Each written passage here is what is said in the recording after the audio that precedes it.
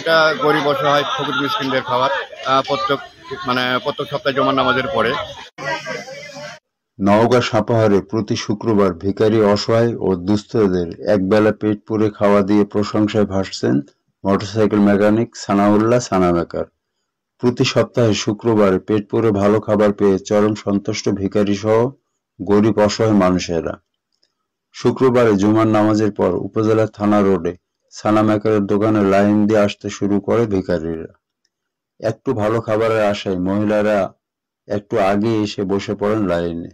উদ্দেশ্য সপ্তাহের এই দিনে পেট পুরে একটু ভালো খাবারের প্রত্যাশা। সানা মেকার বলেন, আমি দীর্ঘদিন আগে মনে মনে পরিকল্পনা করি কিছু ভালো কাজ করার জন্য, যা মানুষের জন্য কল্যাণকর হবে। যার ফলশ্রুতিতে বন্ধু বান্ধবের সাথে বিষয়টি নিয়ে আলোচনা করলে তারা আমাকে উপদেশ দেয় গরিব অসহায়দের খাওয়ানোর জন্য। আমি বিষয়টি মাথায় নিই। তারপর ভাবনা আসে কিভাবে গরিব অসহায়দের খাওয়ানো যায়। দেখলাম প্রতি শুক্রবার ভিখারিরা শহরের বিভিন্ন স্থানে শুক্রবারে ভিক্ষা করতে আসে। তাদেরকে অনেকেই দুপুরে খেতে দেয় না। এই পরিকল্পনা থেকে আমি দীর্ঘদিন আগে প্রথম শুরু করি ভিখারিদের খাওয়ানো। প্রথম অবস্থায় অনেকেই না জানতে পারায় লোকজন কম হতো। বর্তমানে সবাই জেনে গেছে আমার দোকানে শুক্রবারে খাওয়া দেওয়া হয়। সেই সুবাদে বর্তমানে প্রতি সপ্তাহে প্রায় 90 থেকে 100 জন ভিখারি সহ গরিব অসহায় আসেন খাওয়ার জন্য।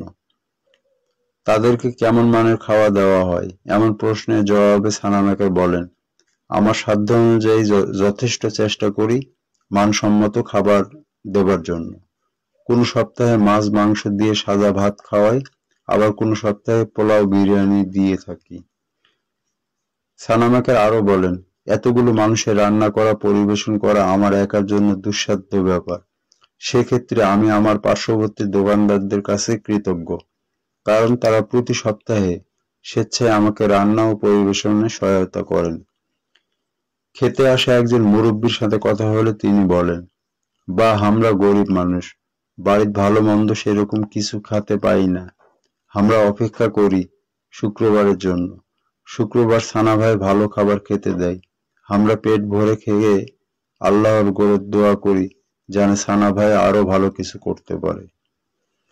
স্থানীয় একাধিক লোকজন জানান, সানা মেকার যে মহৎ কাজটি করছেন সেটি আসলে প্রশংসার যোগ্য। তার এমন ভালো কাজ দেখে বিত্তবানদের এমন ধরনের উদ্যোগ নেওয়ার আহ্বান জানান স্থানীয়রা। নয়নবাবু, সাপাহার, নওগাঁ।